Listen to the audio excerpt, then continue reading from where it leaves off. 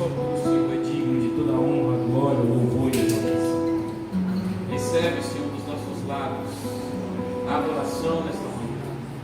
Queremos te dizer, Senhor, muito obrigado, porque em todos os momentos tu estás conosco. Obrigado, amigo Espírito Santo, pela nossa caminhada diária rumo ao nosso destino. Nós podemos sentir a tua voz direcionando o nosso caminho. Ó Senhor, nós te agradecemos porque um dia, por graça, nós fomos alcançados. Obrigado pela tua misericórdia, Senhor, que ela não acaba, mas a Bíblia nos garante que ela se renova a cada manhã. Obrigado, Senhor, porque a cada novo dia nós podemos entender que o Senhor é conosco e que a misericórdia dele está se renovando. Obrigado, Senhor, porque se não for isso, nós não teríamos mais esperança para o dia futuro. Mas nós temos, porque nem a morte foi capaz de vencer o mundo. Ó Senhor, nós te amamos e nós te adoramos. Em nome de Jesus. Pode se assentar, por favor.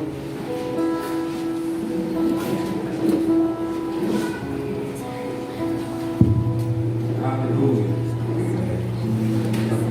Feliz em estar aqui mais uma vez em São Gonçalo. Eu tinha tempo que eu não vim aqui. Acho que eu tinha visto aqui uma vez. E depois de tantos anos, a própria semana que eu estou aqui de novo. E muito feliz quando cheguei, porque já vi a igreja diferente fisicamente. A atmosfera continua a mesma, o Senhor está nesse lugar. Amém. E a gente consegue entender que muito mais do que 4 paredes e um telhado, a igreja somos nós. Amém. E nós estamos alicerçados na rocha, a presença do Rei. Mas eu fiquei muito feliz que quando eu cheguei aqui, eu abracei a pastora Ana Cristina, que nós amamos tanto. Eu falo nós, porque eu e a minha casa, eu, a minha esposa, os meus pais, as minhas irmãs, nós amamos a pastora Ana Cristina demais. E nós amamos a família dela. Uma oportunidade eu estava com pais em São Paulo. E aí um querido amigo que eu amo demais chegou assim, amigo, nós vamos fazer uma viagem ali, e ele, tudo para ele é perto. Eu estava na casa dele, ele falou, vamos fazer uma viagem, vamos visitar um amigo aqui, pertinho que quer te conhecer, eu ficar 20 minutos daqui. Eu, 20 minutos? Nós vamos agora, quase 2 horas depois a gente chegou. E fomos lá conhecer o Kaique.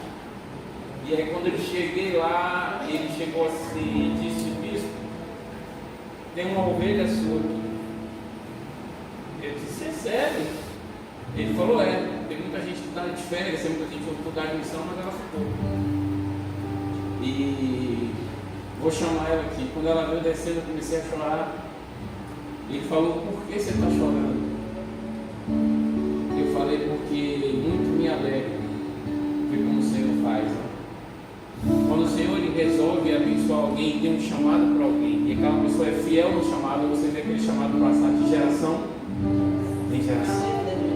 Eu vi a 2ª geração do meu querido amigo, pastor Silvanito, que está na glória, está melhor que a gente, e da pastora Ana Cristina, de coração aberto, servindo por amor, querendo fazer missões. Aprendeu aonde? No Netflix não. Aprendeu no exemplo do pai e da mãe, como servir por amor. E aquilo mexeu no meu coração, e de lá ela mandou um recado. Você não sabe quem esteve aqui. Eu estava lá com tarde, a gente tomou um café junto, foi maravilhoso. E eu fico muito feliz em estar aqui. E quando eu tive ali um momento de oração ali no fundo com a pastora Ana Cristina, eu falo isso, eu não tenho como não falar. Ela chegou e eu já não lembrava, porque tinha tempo que eu não vinha aqui. Ela abriu a janela do fundo para me mostrar de onde vai o terreno. E uma coisa que eu aprendi com meu pai, uma vez ele dando aula, ele pegou um tomate, abriu e ele pegou uma semente. E ele perguntou na sala de aula se chega, não está aqui o tempo, falou, o que é isso? Aí muita gente disse, uma semente, uma semente, uma semente, e ficou um samba de uma nota só, uma semente, uma semente. Uma pessoa da sala falou, é um tomate. Aí ele chegou assim, é uma questão de fé. Todo mundo viu uma semente, não viu um tomate. Eu vejo uma roça de tomateiro, porque tudo começa numa semente. Então quando ela me mostrou ali, não, isso aqui é o restante do terreno, eu já vi ali uma outra coisa. Eu já vi ele construindo um centro comunitário, outras coisas para ser feitas ali, mas depende de quem? De nós e da nossa fé. Ontem eu estava conversando isso com o Paulo, ontem eu fui ministrar lá em Simões Filho, a gente estava no caminho debatendo sobre a semente de mostarda. É a menor das sementes. E na palavra de Deus muitas vezes a gente lê apressadamente e fala assim, se você tiver fé como ou do tamanho do grão de mostarda. Na verdade, quando a gente lê lá em Mateus, ele não fala do tamanho do grão de mostarda, ele fala como um grão de mostarda. E a gente viu vários paralelos de por que como um grão de mostarda e não do tamanho do grão de mostarda. Não, porque a fé tem que ser pequenininha, não é isso. Ele fala como um grão de mostarda. E aí Paulo me disse uma coisa que eu não sabia, eu disse a ele outra coisa que ele não sabia. Ele falou, não é porque a semente de mostarda ela não pode ser modificada geneticamente. Ela tem aquela essência e ela não muda. E eu disse a ele, agora veja outra coisa, que ela foi criada para ser menor do que hortaliças. Hortaliça, você comer uma folhinha ali, fazer um molho, mas ela é uma hortaliça. Mas lá em Lucas, você vê a Bíblia dizendo que a semente de mostarda, ela cresce e em alguns momentos ela passa a ser uma árvore que abriga ninhos para as aves dos céus. Porque ela não entende que ela é pequena, ela entende que ela foi forjada para algo maior, para algo grande, porque não é com a força dela, mas é com o DNA que ela tem, que é do Senhor que deu a semente. Então, quando você olhar uma coisa a partir de hoje, deixe a sua fé determinar o que aquilo vai ser. Porque se a gente chega ali, olha na casa dela e fala, esse é um terreno, está cheio de mato, e eu vou limpar e vou ver o barro, eu vou limpar e vou ver o centro comunitário, eu vou limpar e vou ver a expansão da igreja, eu vou limpar e vou ver a espiritualidade. Mas para isso a gente tem que se mexer, e a gente vai entender isso nessa manhã. Ontem, conversando com o Paulo, também eu falo muito de Paulo, porque Paulo é um amigo que a vida me deu tantos anos. Ele tem 35 anos de BCA, chegou no ventre da mãe, a igreja tem 35 anos. Então eu vi Paulo na barriga da mãe. Né? Eu não digo isso não, mas é pouca diferença. Ele tem 35, eu tenho 44, são 9 anos, então eu tinha 9 anos já na igreja. Né? E Paulo estava no ventre de tia Alicinha, que eu tanto amo, a Bispa Alice. Então é uma amizade muito grande que nós temos na nossa casa, eu com ele, eu com a esposa dele comigo, com a minha esposa e com os meus filhos. E para a glória de Deus, onde eu tenho ouvido, ele tem ido comigo, né? E tem me levado. E ontem a gente discutiu, eu estava discutindo também sobre um estudo que eu estava fazendo esse fim de semana no livro de 1 Samuel, sobre Ana. Sabe, às vezes, dependendo da atitude que a gente está tendo, as pessoas olham de fora e não entendem o que está se passando e começam a nos julgar por algo que a gente está fazendo sem entender o que é que passa aqui dentro. Eu já vou direto ao assunto, todo mundo conhece a história de Ana. Ana foi a mãe do maior profeta de Israel, o profeta Samuel. E ela não podia ter filhos. E ela estava vivendo numa prova muito grande, porque ela não poderia ter filhos, apesar de que a sociedade naquela época permitia a poligamia, o marido ter mais de uma mulher, o marido dela talvez não quisesse ter menina. Mas ele precisava suscitar descendência. E como Ana não podia gerar, ele teve um outro casamento, um casamento com Penina, e essa mulher, por saber que o marido preferia a Ana do que a ela, e ela tinha filhos e Ana não, ela começava a achar capaz de Ana, eu posso ser mãe verdadeira, eu sou uma mulher de verdade, quem é você? Nem para gerar você serve. E começava a humilhar Ana, e colocar Ana para baixo. Mas Ana ela não saiu pela região toda, falando com um, com o outro, tricotando e fofocando com as amigas. Olha, porque essa menina não vale nada não. Ela foi chorar amargurada de alma na presença daquele que ela sabia que poderia resolver a situação. E a coisa foi tão forte que a Bíblia fala aqui em 1 Samuel 1, eu vou ler para vocês, para a gente já estar aqui direto, para nem parar. 1 Samuel 1, verso 10. E a Bíblia diz assim, ela pois com amargura de alma, presta atenção, ela pois com amargura de alma, orou ao Senhor e chorou abundantemente. Meu irmão, uma pessoa que já está com amargura de alma, ela só quer viver chorando. E a Bíblia fala que ela não chorou normalmente, ela chorou abundantemente.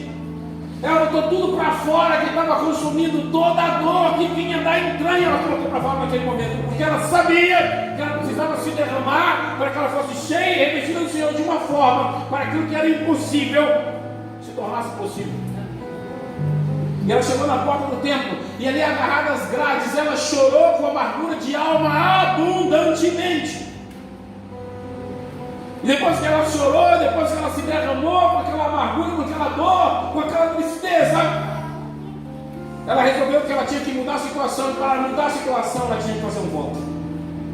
E no verso 11, 1 Samuel 1,11 diz: e votou um voto dizendo: Senhor dos exércitos. Ela já começa glorificando o Senhor, dizendo que Ele é grande, que Ele pode tudo, que Ele é o Deus dos exércitos, o Deus que não perde batalha, o Deus que vai para a guerra e volta vitorioso, Senhor dos exércitos.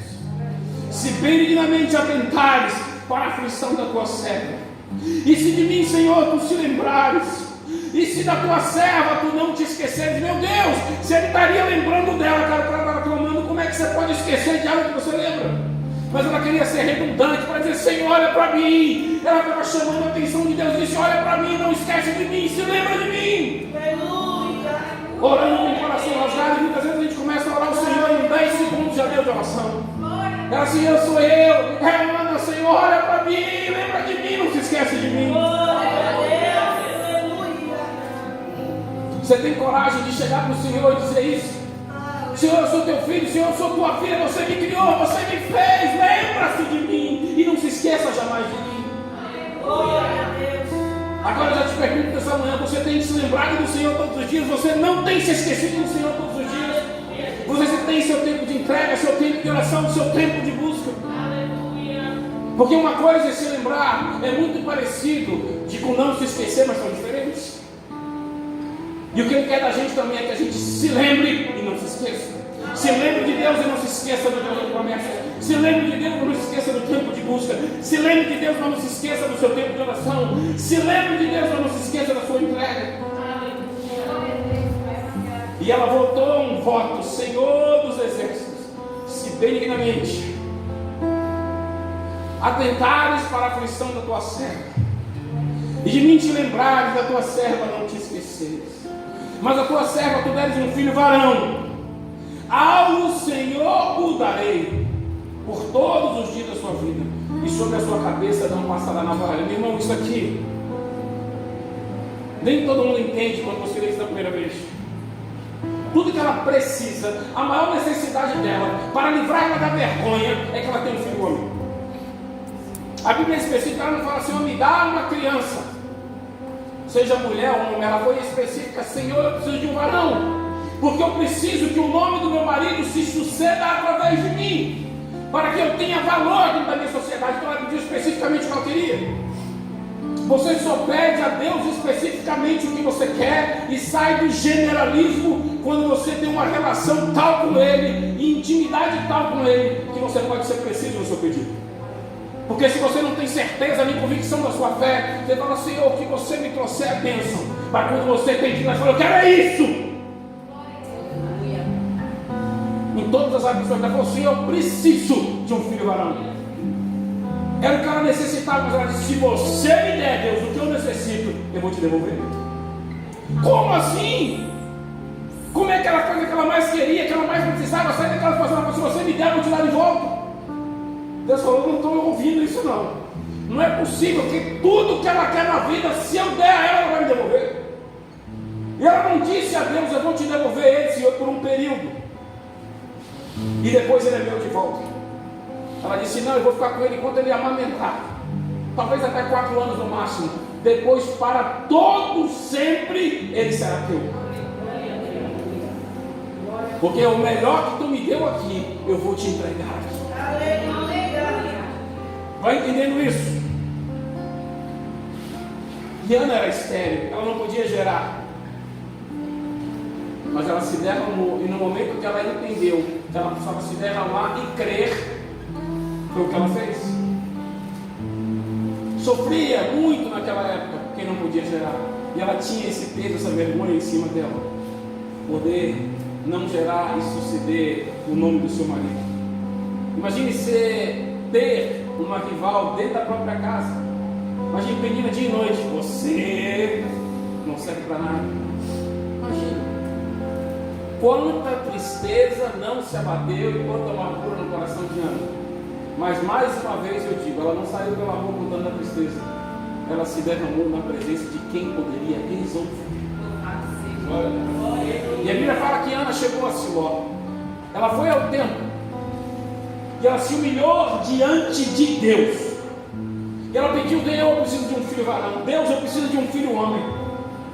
E o sacerdote ali, quando viu Ana orando e se derramando em lágrimas com amargura de coração, assim como nós falamos no princípio, quando eu comecei a falar, muitas vezes as pessoas não estão dentro do nosso coração, que ninguém pode estar, só o Senhor, e veem uma atitude e já nos julgam por aquilo que elas estão vendo com o olho de fora, mas não sabem o que passa dentro. Foi o caso de Ana, se derramando na presença do Senhor. O sacerdote chegou e disse, você já está embriagado nesta manhã?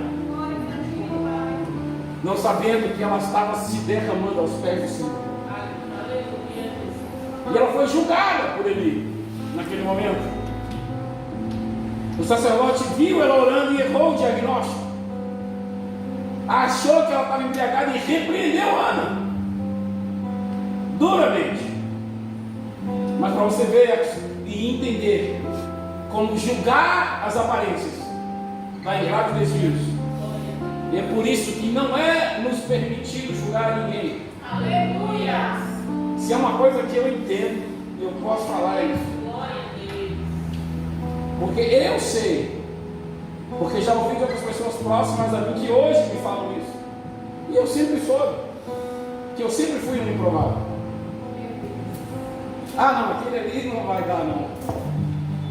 Aquele ali na igreja, talvez permaneça, mas pregando nunca. Nunca busquei estar em cima, mas nunca abri mão do meu tempinho com Deus do meu jeito. Do meu jeito. Então por isso que eu digo, não julgo ninguém. Porque você não sabe o tempo que ele ou que ela tem com ele. Não julgo ninguém. E Ana fez um voto. Ana fez um voto ali, de coração sincero. Senhor dos exércitos, é o verso 11. Se benignamente atentares para a aflição da tua serva, e de mim te lembrares, e da tua serva não te esqueceres, mas a tua serva deres a um filho homem, ao Senhor o darei todos os dias da sua vida, e sobre a sua cabeça não passará navalha. Pensa que Ana prometeu entregar o seu filho no altar para servir unicamente a Deus desde a sua infância. E quando eu estava estudando isso, eu fiz uma anotação que eu quero compartilhar com vocês também, para que você guarde isso no seu coração. Pode não fazer sentido, mas algumas pessoas na Bíblia entregaram justamente a sua necessidade a Deus para gerar aquilo que não tinham e alcançar a resposta que precisavam. Não paga para sonhar. Mas quando você sonha algo, independente se é pequeno ou é grande, e esse sonho, quando concretizado, será para a glória do nome dele. Aleluia! Vai chegar. Amém. É que tem muita gente que quer. Imagine se Ana tivesse no coração dela: Deus, eu preciso de um filho varão, porque eu vou mostrar a menina que eu posso gerar. Estava até hoje sem filho. E Israel, seu maior profeta. Mas Deus sonda o coração, a palavra diz assim: Senhor, se você me der um filho, Deus, se você me der um filho, ele vai ser seu. E o voto que eu te faço hoje, esse voto vai se estender até o fim da minha vida, e o começo da dele, e até o fim da dele. Ela fez um voto que atingia a primeira e a segunda geração. Ela falou: ele nem nasceu ainda, mas ele vai ser comprometido contigo no nível tal, que será teu, vai servir na tua casa, e nunca vai cortar o cabelo, nunca vai comer uva, nunca vai provar uva passa, nada, porque ele vai ser nazireu o resto da vida. E o voto nazireado é algo tão pesado para aquela época ser feito, que geralmente era feito por um período. Vou fazer um voto nazireado por 2 anos, por 3 anos. Eu me lembro só na Bíblia 2 passagens de voto nazireado eterno, assim, até o final da vida. Foi Sansão e Samuel. E também não é à toa que um foi o homem mais forte que já existiu na terra, e o outro foi o maior profeta de Israel. Não foi à toa. Porque quando o preço a gente paga aqui, Deus devolve a gente aqui. Amém. Entenda isso. E ela entregou e ela fez um voto por ela e pelo filho que ainda ia nascer. Pense se é fé. Quando ele chegar, Senhor, ele vai te servir pelo resto do dia. E vai ser separado para ti. E será nazireu do Senhor. Meu Deus, que mulher é essa?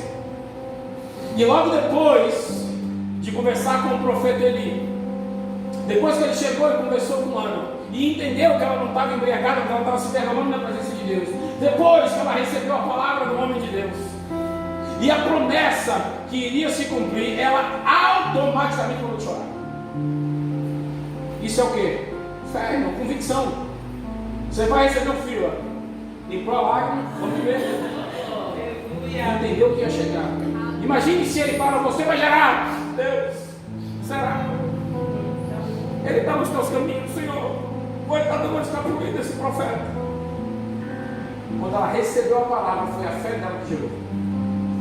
recebeu, ela limpou a lágrima e disse: estou pronto.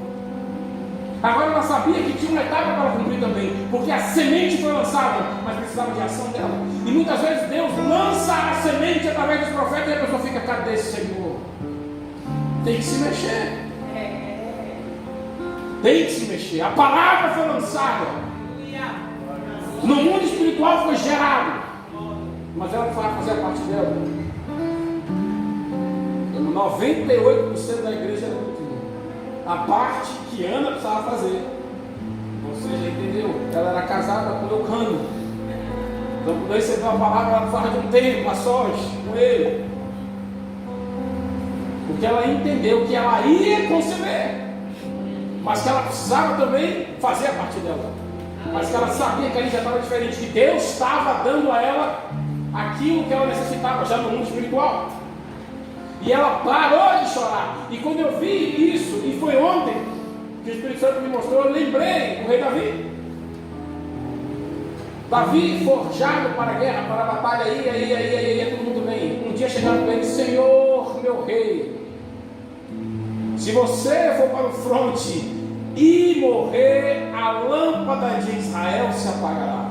Não vá mais, fique em casa. Só que Davi foi criado por Deus para ser guerreiro, tanto que ele quis construir um templo. Ele disse: não é para você, você tem muito sangue na sua mão, vai ser seu filho. E ele ficou em casa, ouviu os homens. E ele ficou em casa e viu Batseba tomando banho e disse: eu quero. E aí, com ela teve o primeiro filho, concebido em pecado.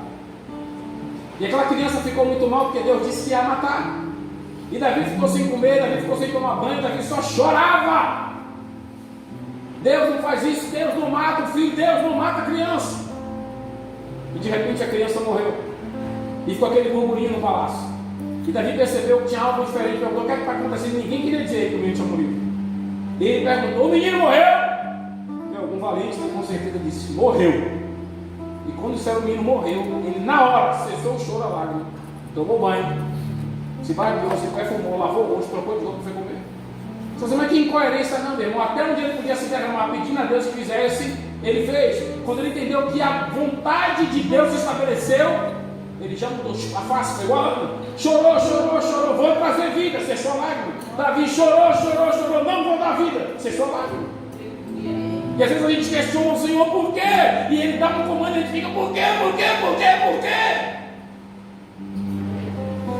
A Bíblia fala que o choro pode durar a noite toda, mas a alegria, quem semeia com lágrima, com alegria. Pronto, irmão, para você semear é uma ferramenta. Você acaba com pá, acaba com enxada, acaba com picareta e semeia a semente. É uma ferramenta. Com choro, para você colher outra ferramenta. É com sorriso, porque você colhe por fé. Aquilo que você não sabe, você já tem ali, você está colhendo. Mas outro dia a gente fala disso. E ela fala, e ela deu tudo certo. E a Bíblia fala que ela gerou e deu a vida a Samuel, o maior profeta de Israel. Mas não pense que foi tudo automático, não. Hoje, igual o ensino hoje, está com fome, comprou uma quente, o macarrão está pronto com legumes e tudo assim, não. Tem um tempo. E a Bíblia não diz que foi 9 meses, a Bíblia não diz que foi 8 meses, nasceu prematuro. A Bíblia não diz que foi um ano, a Bíblia diz o seguinte: portanto sucedeu que quando chegou o tempo, depois de ela ter concebido, ela deu à luz um filho. E chamou o seu nome Samuel, dizendo: porque eu pedi ao Senhor. Shimael, o Deus que escuta, ela pediu, Deus escutou. Mas no tempo de Deus. E muitas vezes a gente pede algo a Deus, e pela nossa cultura imediatista quer que Ele faça agora. Ele é soberano, Ele vai fazer quando Ele quiser. E quando Ele entender que a gente está preparado para receber. Porque imagine o coração de Ana se não tivesse tratado, por mais que ela tivesse dito ao Senhor: Senhor, eu vou dar ele para ti, eu vou consagrar ele para a tua obra. E quando o menino nascesse, ela chegasse: esse menino aqui, esse menino da noite. Imagina ela com o menino aqui, e aqui, não, você não é menino, não, você é Paulo. E aqui fosse menino, ela disse: meu filho. Não teve orgulho quando o menino nasceu. Deus. Então o tempo é para a gente amadurecer, para a gente preparar o nosso coração para receber aquilo que Ele quer dar, para que seja concluído aquilo que Ele quer fazer. mas Ele não nos entrega enquanto a gente não estiver pronto. Imagine quando você está fazendo uma construção, um prédio, qualquer coisa, uma casa, primeiro você faz o ali para sustentar o peso daquilo que vai estar em cima. Então, se seu coração não estiver alicerçado na rocha das ervas, você não vai poder receber aquilo que é grande que Ele quer te entregar. O grande para Ana era um sonho dela, era ter um filho, era sair da vergonha, mas ele tinha que preparar o coração dela no momento certo. Ele disse: agora vem, agora vem. E sucedeu um tempo. Depois de ela ter concebido, ela deu à luz um filho, chamou o seu nome Samuel, Shmael, Deus que escuta. Não se sabe ao certo quanto tempo se passou entre a promessa e o seu cumprimento. Pense que depois de Davi, falando de Davi, eu amo falar sobre Davi. Depois de Davi ter sido ungido rei sobre todo Israel, demorou cerca de 13 anos para ele sentar no trono. E nesse tempo Deus foi preparando ele para ser rei. Nesse tempo ele já ungido rei, foi servir ao rei. Foi servir. Ah, não, ele foi como capitão da guarda de Saul, mas ele foi servir mesmo. Ele era aquele menino servizinho que carregava a arpinha dele para quando ele necessitasse de conforto, ele tocasse. O processo de conforto é um limite. É o nível de servir, mas enquanto ele estava servindo, ele estava vendo como se porta dentro de uma corte. Ele estava vindo e aprendendo como se porta dentro de um palácio. Porque Deus disse: você já está ungido, mas ainda não está pronto. A promessa já é sua, mas eu ainda não posso te entregar. E quando você estiver preparado para ocupar o lugar, eu vou te colocar. Quando você estiver preparado para receber o filho, eu vou te entregar. Deus muitas vezes, ou na maioria das vezes, melhor dizendo, Ele nos entrega a palavra profética, entrega o nosso destino, entrega a nossa promessa, mas não diz a caminhada. Porque se dissesse, todo mundo desistiria. Veja Isaías falando de Jesus, também contando na Bíblia. Porque Ele vai vir, o Messias, e Ele vai resgatar o mundo e as nações. Agora vai ser cuspido, batido, pisado, moído, chicoteado, ninguém quer. Deus chegava aos sou te fazer grande, eis que te digo isso, que digo aquilo, mas você vai passar 7 anos. E aí, meu irmão, batendo latinha e arrastando uma burrinha. Ninguém quer. Mas se a gente não for preparado pelo Senhor, a gente não consegue ocupar os lugares que Ele tem reservado para a gente. Agora, o melhor de tudo é que Ele disse: no mundo tereis aflições, mas tende, eu venci o mundo. E Ele disse que maiores coisas nós faremos por Ele e no nome dEle.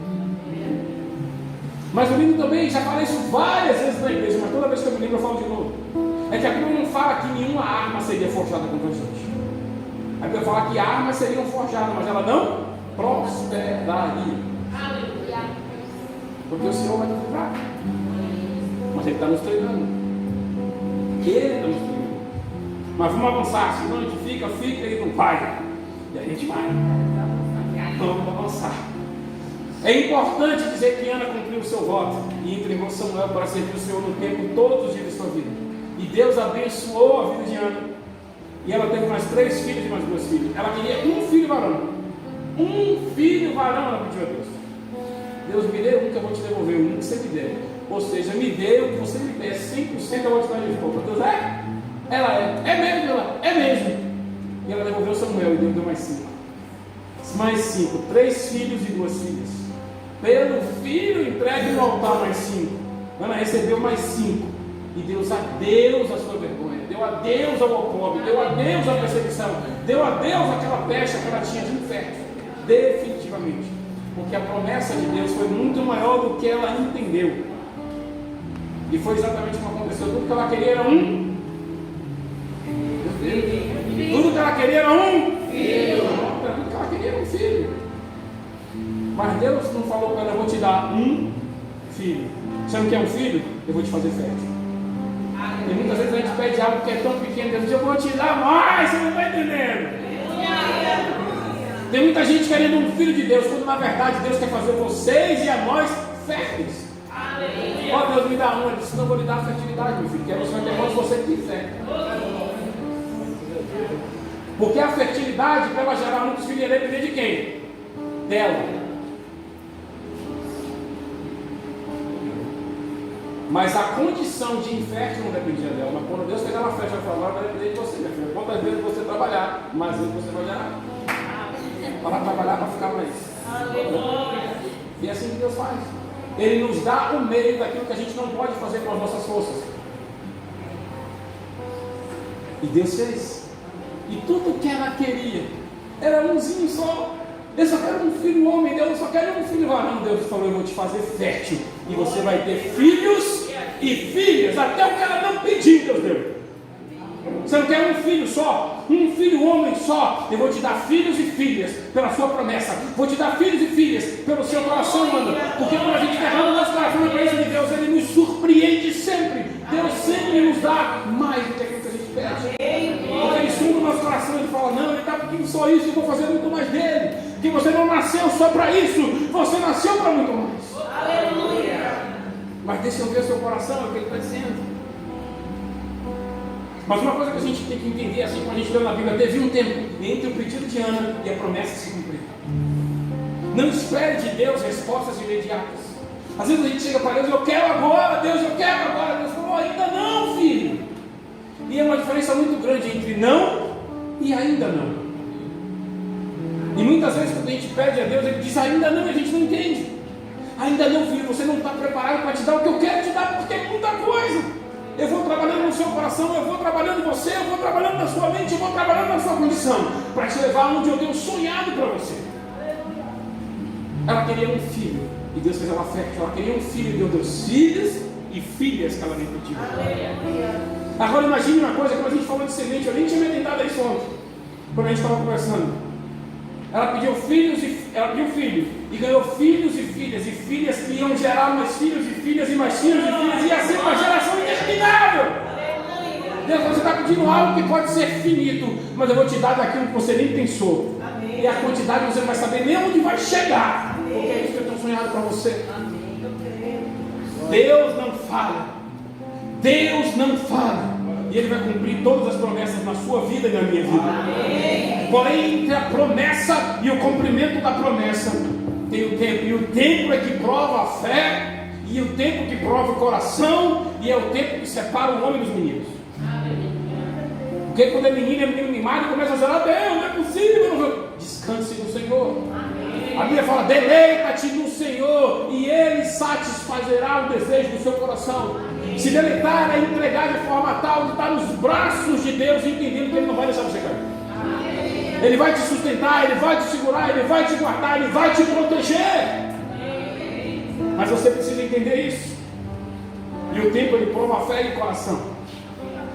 O imediatismo do mundo que a gente tem vivido tem feito muitas vítimas da pressa, procurando um jeito mais fácil de viver, uma saída mais fácil para a vida, algo que chegue um resultado mais direto e mais rápido, sem querer pagar o preço por alguma coisa, entendendo que Jesus, o Filho de Deus, pagou o preço de vida para nos dar liberdade. Entregou a vida à própria morte para que a gente fosse resgatado e salvo. Isso é amor. Isso é graça, é favor imerecido. E foi o que Jesus fez. Pai, eu amo tanto a humanidade que eu vou entregar a minha vida para que eles sejam conquistados para Ti mais uma vez, para que eles sejam resgatados e eles sejam mais uma vez religados a Ti, Senhor. Mas no mundo que a gente vive, Ele tem feito muitas vítimas da pressa, porque não se pode querer receber algo de Deus no nosso tempo. Se vem dele, é no tempo dele. E eu tenho falado muito, se vem dele, é no tempo dele e na embalagem dele. E muitas vezes ele está me dando um presente, a gente não recebe porque a gente não gosta da embalagem, mas nem abriu para ver o que tinha dentro.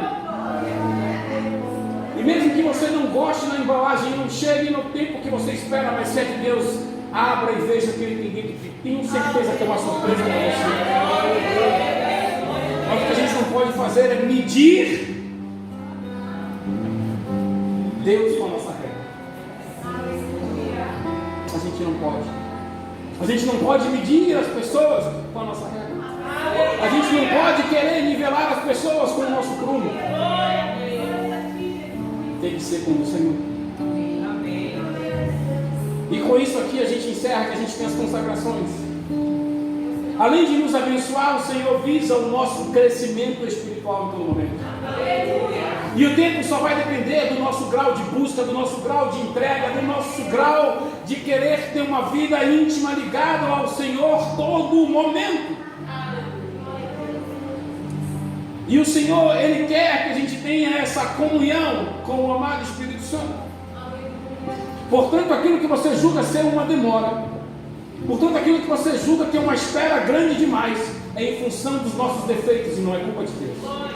Porque a gente está vivendo uma vida separada dele, uma vida separada da comunhão que ele quer. As coisas não aconteceram ainda, não é culpa de Deus, é culpa da gente que se afastou. Deus permanece a todo momento no mesmo lugar, é a gente que se afasta da presença dele. E quanto mais a gente se afasta, menos a gente recebe. Imagine aqui como fosse uma grande fogueira e a gente estivesse num lugar muito frio. Quanto mais longe, mais frio a gente vai passar. Mas quanto mais perto, por mais que seja um lugar de frio intenso, quanto mais perto do fogo, mais aquecidos estaremos. Quanto mais longe de Deus, quanto mais longe da presença de Deus, mais tribulação a gente passa. E quanto mais a gente vai se achegando a Ele, mais Ele vai se achegando a nós. Por quê? Porque Ele está no mesmo lugar. E a gente vai chegando e vai se aproximando. E Ele vai se aproximando da gente. Então entenda isso. A demora, que muitas vezes a gente julga, não, está demorando demais. A demora é em função dos nossos defeitos e não é culpa de Deus. E o grande segredo, com isso eu encerro, o grande segredo é entregar o coração a Jesus e esperar nele, porque só Ele pode fazer, só nele há esperança. Porque aquele milagre que você vai receber, mas que você está esperando, vai acontecer. Você só precisa crer. O milagre que você espera vai acontecer, você só precisa crer. Agora, para você receber, você tem que ter convicção de quem é Jesus e o que Ele representa para você. Você tem Ele no seu coração, Ele está dentro do seu coração, você recebeu Ele como seu Salvador, Ele já fez morada permanente em você. Porque se Ele fez, Ele vai cuidar dos seus passos. Se você tomou essa decisão, Ele vai cuidar de você. Ele vai te tomar no colo quando Ele entender que você precisa de colo. Ele vai te colocar debaixo das asas dEle, como a Bíblia diz, quando Ele entender que você precisa de proteção. Porque as promessas, ela tem um tempo que ela demora um pouco, mas a proteção de Deus é imediata. Quando Deus entende que você é dEle e fez uma escolha por Ele, quando você precisa de proteção, é imediato. Ele se coloca na sua frente e fala: eita, para o meu filho não. Mas você precisa tomar essa decisão. Tem um hino que eu acho lindo que ele diz: amanhã pode ser muito tarde. Você nunca sabe o que vai acontecer amanhã. Mas a decisão que você deixa de tomar hoje pode impactar os próximos minutos e horas da sua vida. Então já sendo direto, eu não sei quantos aqui conhecem a Jesus e quantos ainda não conhecem. Eu espero que todos conheçam e tenham dentro do coração, mas se há alguém aqui nessa manhã que ainda não conhece Jesus, não tem Ele dentro do seu coração, ou por algum motivo está afastado dos caminhos do Senhor, vou pedir que você levante a sua mão para orar por você. Se há alguém aqui que deseja ter um compromisso real com Jesus, e ter Ele dentro do coração e fazer uma caminhada diária com Ele, tudo que você precisa fazer é dar um sinal assim, levantar a sua mão. Eu vou orar por você. Tenha certeza que Ele te ama. Ele morreu por mim, Ele morreu por você, Ele morreu por nós. E tem as promessas dele para entregar. Vou perguntar a última vez. Se há alguém, levante as suas mãos. Glória a Deus. Eu entendo que todos aqui conhecem o Senhor e já receberam. Que o Senhor continue abençoando o nome de Jesus essa casa. Que o Senhor continue abençoando o nome de Jesus essa igreja. Que o Senhor continue, em nome de Jesus, abençoando a pastora Ana Cristina, que nós tanto amamos, que está aqui na frente dessa obra do ministério, aqui em São Gonçalo. Que Deus abençoe todos que aqui estão e as famílias que aqui estão representadas em nome